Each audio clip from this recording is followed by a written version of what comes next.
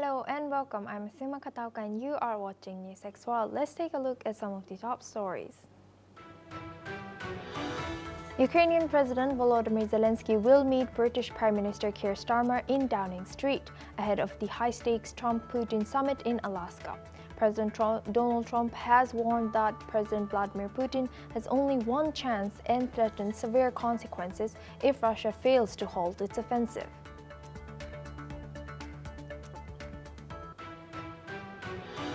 The Israeli military announced that it has approved a new offensive framework for Gaza City, with Army Chief Lieutenant General Eyal Zamir endorsing the plan amid escalating airstrikes that Gaza officials say killed at least 75 people in just one day.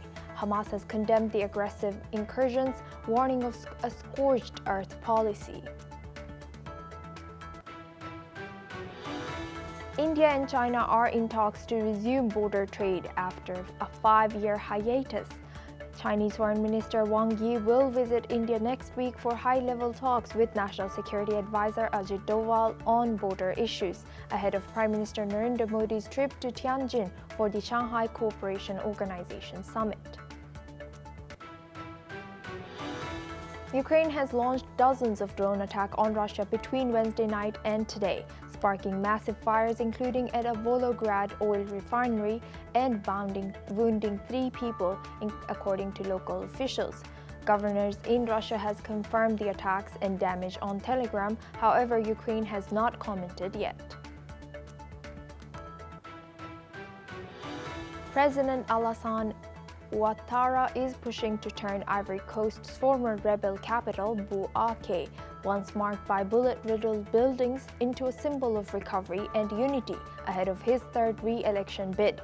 In his Independence Day speech, Ouattara hailed Bouaké as a city of rebirth. Meanwhile, residents balance signs of economic boom with lingering burdens from years of conflict. U.S. Secretary of State Marco Rubio said Washington looks forward to cooperating with Pakistan on critical minerals and hydrocarbons, according to a State Department statement on Pakistan's Independence Day. This comes after both countries celebrated a trade deal last month that Pakistan said will lower tariffs and boost investment, according to media reports. At least 40 people have died in Sudan's Darfur region amid the country's worst cholera outbreak in years, Doctors Without Borders, known as MSF, has said.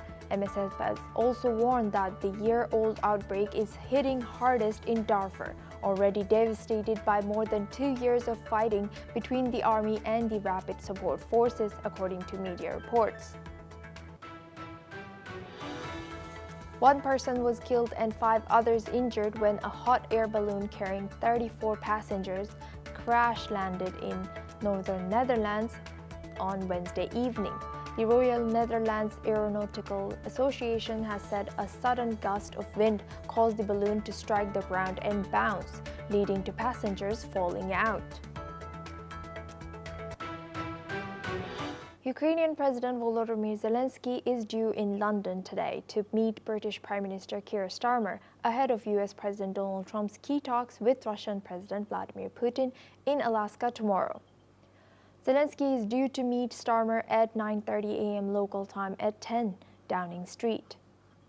This comes as on Wednesday Trump joined a Germany-hosted virtual meeting with European leaders, including President Zelenskyy, who warned that President Putin was bluffing about his desire to end the war. President Trump later threatened severe consequences if Putin does not agree to peace in Ukraine and has warned of economic sanctions if Friday's meeting proves fruitless. Now for this discussion, we're joined by Mark Sutherland. He's a geopolitical commentator. Thank you, Mark, for joining us again. Good to see you. Now, good to see you too. Thank you. Now, given Ukraine's continued push for Western support, particularly to countries which do not maybe have best relations with Russia, ahead of this Russia-US summit tomorrow, is there a risk that Ukraine's diplomatic efforts could further entrench the conflict rather than bring about a resolution? There's always a risk to all of that on both sides. But remember, in regard to history, Trump has constantly gone on about the fact that NATO countries need to play their part, need to spend more money on militarily and on their military infrastructure. So we've got that in the background. And also, as the Prime Minister of the UK, Keir Starmer, is then leading, as he says, the coalition of the willing to then unite and stand against the Russian aggression. The other thing that has to be also put into the mix here is the Ukraine application to join NATO as a NATO and become part of that alliance, which set up in the past as a supposed to be a defensive alliance after the Second World War. So that is why they're showing unity in their own way. I think the European leaders are then they would see it as trying to also apply pressure, but also to say that they are more than willing to back a peace deal. We want this war to end, but also to then back up the fact that they may put a coalition of the willing in the Ukraine, or to back Ukraine once this peace deal has then the war has then concluded and a peace deal reached. I think all of that is in the mix, which of course is also a psychological game that's playing out. Asuma. Thank you, Mark, for sharing that. I'll come back to you for the same discussion. In Anchorage, Alaska, residents are preparing for Friday's summit between U.S. President Donald Trump and Russian President Vladimir Putin. Aimed at ending the war in Ukraine, reactions are mixed. Some call it historic, others remain skeptical of President Trump's goals. The president has said both Kyiv and Moscow will have to cede land to reach peace, sparking concerns in Europe and Ukraine about unfavorable terms. Meanwhile, Ukrainian refugees in Alaska say they hope President Trump can influence Putin to stop the war, while others plan to protest the visit. Let's listen in to what some of the residents have said. Because I wanted to demonstrate that Alaskans don't welcome Putin here, and that we are supportive of Ukraine. We don't support the invasion of Ukraine, and we don't think that an international war criminal should be meeting in the United States on a military base in Alaska. None of those things should be allowed. My initial fears, my immediate knee-jerk reaction was, oh my God, is he going to offer Alaska to Putin? I don't think that's going to happen, but you also can't rule anything out with Trump. Now we go back to our guest discussion with Mark Sutherland. He's a geopolitical commentator, joins us live from London. Thank you, Mark, for staying with us.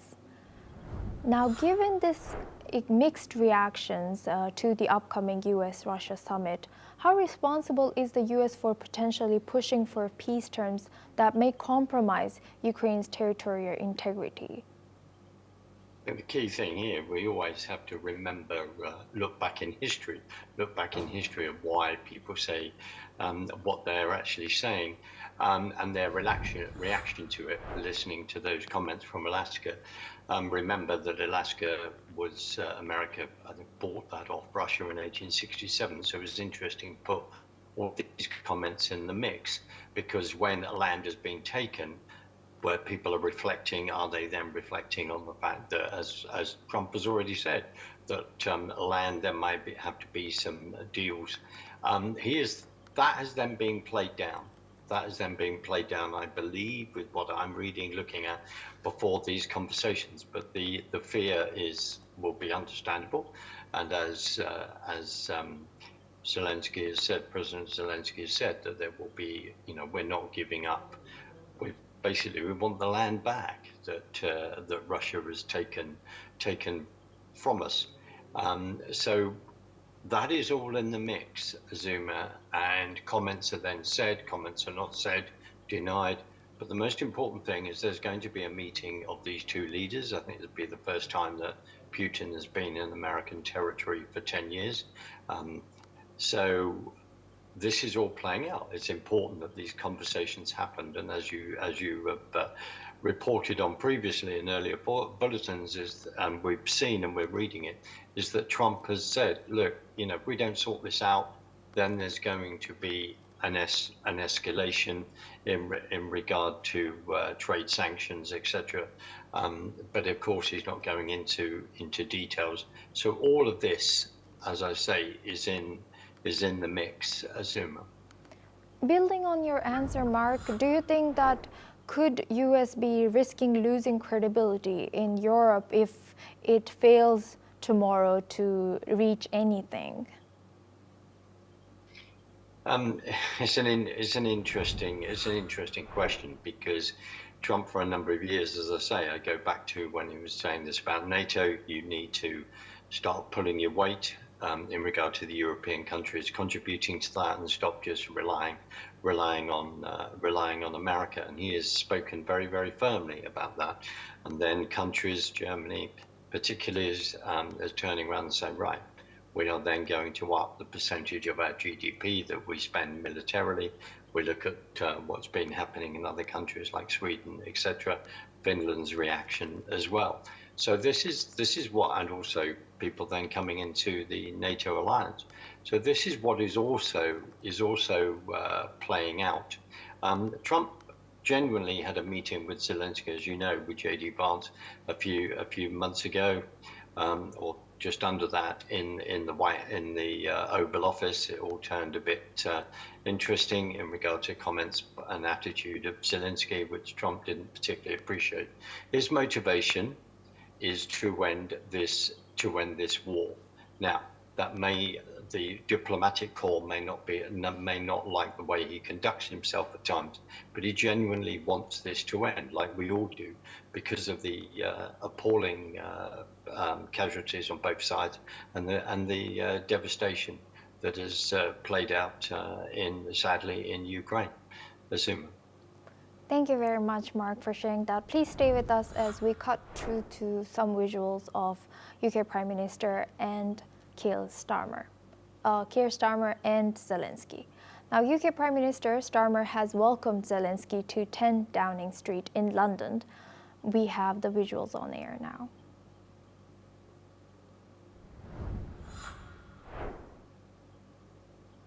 Now, this comes ahead of the talks that are to be conducted in Alaska tomorrow, and the timing is very crucial. We will be seeing what comes out of it, and why UK, why now? It's the question. Now we go back to our guest, Mark Sutherland. He's a geopolitical commentator, joins us live from London. Thank you, Mark, for staying with us. Now, this continued reliance of Ukraine, heavy reliance on Ukraine on external support to make it more difficult for them to negotiate directly with Russia. Do you think because of Ukraine relying heavily on other partners or allies in Europe has made it difficult for Ukraine to be on the table tomorrow? The key thing is that Trump in the past has had dealings with Putin. There's been conversations, a meeting. This is where Donald Trump starts at in regard to his own personal relationships, and then goes from there. And as I said previously, people may not like his style, but he wants to get a deal done, and he wants to see this war end. Ukraine has then looked to because historically we go back to the Second World War, etc. And we go back to historically what's happened in regard to Europe, creation of Ukraine. Then, of course, the Russians turning around and saying, we need a bulwark against the West. Traditionally, in the past, they have not been very happy about their previous satellites since the fall of the Soviet Union. Then wanting to then join the NATO alliance, and move westward.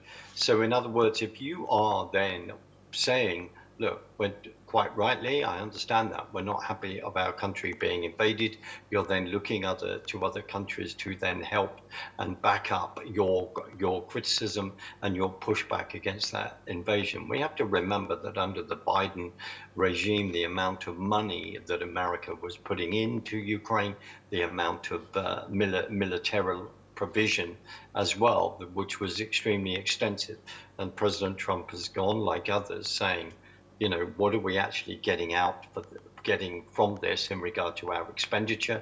And that's why I come back to that. He has then asked the other countries to then commit far more money militarily in the European theatre in this situation. Just very, very sad that from the invasion in 2022, that certain individuals did not deem it important enough to help and negotiate an end to this war and this invasion then by Russia. Diplomacy is in action. It's whether it can actually push this and stop this war and get this over the line. Asuma. Yes, indeed. Thank you, Mark, for sharing that. Please stay with us as we stay in this topic. Now, we have a breaking news. There are more updates coming in from the Putin-Trump meeting scheduled for tomorrow, 15th of August. Russia's special envoy and head of its sovereign wealth fund, Kirill Dmitriev, will participate in the Trump-Putin summit in Alaska. Sources familiar with the matter says.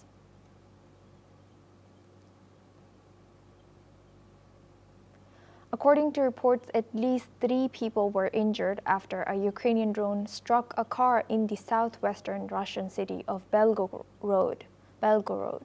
The governor has reported 1 man in serious condition with shrapnel wounds, while his wife suffered burns and third person had leg and internal injuries. Security footage showed the drone hitting the vehicle while then caught fire. The incident follows a series of Ukrainian drone strikes a day earlier that wounded more than a dozen people in the region. Meanwhile, in the Volgograd region, officials say debris from a drone attack sparked a fire at an oil refinery. Russia's defense ministry claims it intercepted 44 Ukrainian drones overnight, including 7 over next Crimea. Now we go back to our guest discussion with Mark Sutherland. He's a geopolitical commentator, joins us live from London. Thank you, Mark, for staying with us.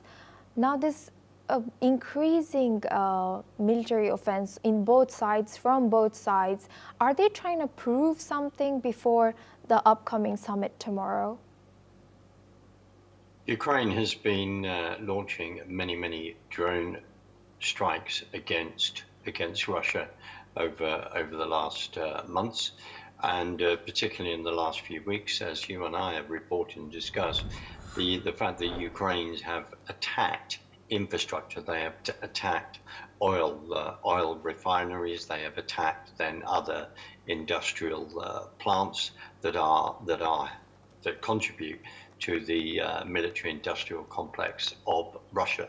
This is going to go to the wire, but this is what Ukraine has done, as it has been reaching further, to some extent, further into Russian territory, even though I believe this is on the border as well. It's constantly signaling that and what it can do by using the technology and drones. That goes both sides. Russia, of course, would like a buffer, and unfortunately for Ukraine, that is within their territory. So, as I say, tomorrow they sit down. Trump and Putin have this discussion, but there's sadly until that discussion then leads, as fast as we pray for, to a peace deal, this is going to go on right up to the wire in regard to tit for tat. I mean, this particular drone attack was also against a government building within Russia, as well as you pointed out, as well as the oil refinery. Asuma. Yes. Now we'll be keeping an eye on this story as it evolves. Thank you very much, Mark Sutherland, for always joining us and sharing your insight and staying with us throughout our news. Now we move on to Middle East. According to reports, Israel is in talks with South Sudan about the possibility of resettling Palestinians from the Gaza Strip. The discussions form part of Israel's broader efforts to facilitate mass immigration from Gaza following a prolonged and devastating military offensive against Hamas. Critics, including Palestinians and international rights groups, have raised concerns about potential forced displacement and violations of international law. South Sudan has firmly denied engaging in any talks with Israel regarding the resettlement of Palestinians. Meanwhile, Egypt and other regional players have also opposed such resettlement plans, fearing regional repercussions. Now we are joined by Ali M. Abushbak. He's a Middle East Affairs researcher, joins us live from Cairo. Thank you, Ali, for joining us today. Good to see you. Now, what are we supposed to make of this Israel's efforts to facilitate Palestinian people from their own land? Where are they supposed to go? Why are they supposed to go be pushed to South Africa? Sudan. Thank you, Osuma, for having me. Things that we are witnessing a very brutal plan and very brutal war in the 21st century of this in the 21st century. So the things is it's completely terrible and it's unavailable. The things is Osuma, this kind of Israel's plan, it's violated the human rights law, and it's violated the Geneva conventions that which protected the civilians and prohibited to forcefully to displace the civilians during the war or during the wartime. So it's a completely unbelievable this plan, and unfortunately, Israel is not by itself doing this plan. We know that United Nations. We know that. America, it's facilitated for Israel this communication between several of African countries, and recently we have the news leaked about South Sudan, and before that it was about Somalia, and before it was Libya. So all of these countries also deny this statement and deny this reports. Unfortunately, it's abuses of human rights, and definitely Israel use the starvation in Gaza and putting the pressure on the civilians for the displacement, even it's forcefully displacement or voluntary displacement. And this is in the very beginning of the war. We have heard these things from the Israelis ministry that about the voluntary departure for the Palestinian or voluntary displaced for the civilians from Gaza. No doubt Palestinians in Gaza, they are frustrated and they are hopeless among this unlimited war, and there is no any glimmer of hope to end this war, first of all, and secondary, Israel using the food as a weapon and starving the civilians, that putting the pressure on the Palestinian to be more frustrated and to leave their lands voluntarily. So about the alternative land for the civilians in Gaza, this is unacceptable notion, and we have seen since the 1948 when Israel had established and got its independence after the war, Palestinians, they are rooted in their land, and no one left Gaza, Palestine and Palestinian land. So the thing is, I guess Israel, it will face several of the challenges that Palestinians, they will not repeat their suffering during the first Nakba, and now we are witnessing the second Nakba, and I can't believe that we are in 21st century and such countries, they are describing this among of the international community, among of the international media, among of all the world. They are sharing their brutal idea, evil idea in front of the world, and I don't know how that it's how it's accepted, how Yes. the international community tolerate this kind of a statement and tolerate this kind of a plan. It's Yes. completely shocked and unbelievable. Yes, Ali. Ali, thank you very much for joining us and sharing that insight all the way from Cairo. Now we move on and we go back to Asia.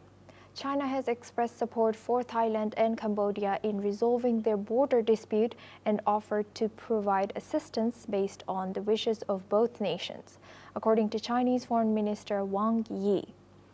In a statement, Wang has said that China supports the Southeast Asian countries in strengthening dialogue and hopes they rebuild mutual trust.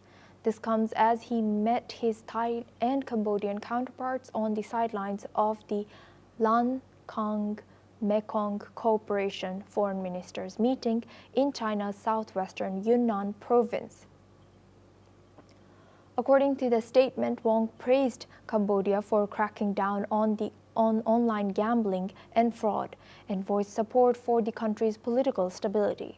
He also said China is willing to work with Thailand to speed up construction of the China-Thailand railway, encourage more Chinese investment, and hoped Bangkok would provide greater policy support for Chinese enterprises. Now, for this discussion, we're joined by Andrew K.P. Long. He's a China strategist, joins us live from Hong Kong. Thank you, Andrew, for joining us. Good to see you. Now, what do you think China is trying to achieve with Thailand and Cambodia by saying these statements from Foreign Minister Wang Yi? And do you think that China is trying to buy influence, or by these also making these statements, facilitating economic investments? And can this risk Thailand becoming increasingly dependent on China? Well, first of all, I'm not joining you from Hong Kong. I'm now in London, as right. your colleagues will know. I'm visiting London. Anyway, as far as the Thailand and Cambodia is concerned, you've got to look at the map to see the importance of these two countries to China's Belt and Road Initiative. Apart, of course, from the cross-border scam involving Cambodia, that China's cracking down on. But then Cambodia, of course, is heavily dependent on China's trade and investment. And Thailand, likewise, to a lesser extent. But then the importance of these two countries are more related to China's Belt and Road Initiative, which is there are various branches of the Belt and Road Initiative, and the branch that touches on Thailand and Cambodia is called China Indochina Economic Corridor. Now, this economic corridor links up the entire Southeast Asian countries, passing through Thailand and Cambodia, and linking up with countries west of Thailand. And to this Central Asia corridor, all the way through Turkey and so on. Now, the other importance of Thailand is, of course, the so-called Kra Canal. If you look at Thailand, there is a middle strip of Thailand where the land is relatively narrow, and there is a canal cutting through it. And if China connects Thailand through this canal and for trade, it would bypass the choke point of the Malacca Strait, which is, of course, where the American 7th Fleet is stationed. It's a critical choke point where a lot of China's trade and commerce is passing through. And of course, China depends on the trade. So you can see that there are lots of dynamics there which would inform China's closer relationship with these countries, including Thailand, Cambodia, and also signifies the importance of China as both as the world's largest trader and manufacturer, but also through the Belt and Road Initiative, which would link these two countries to the part of Central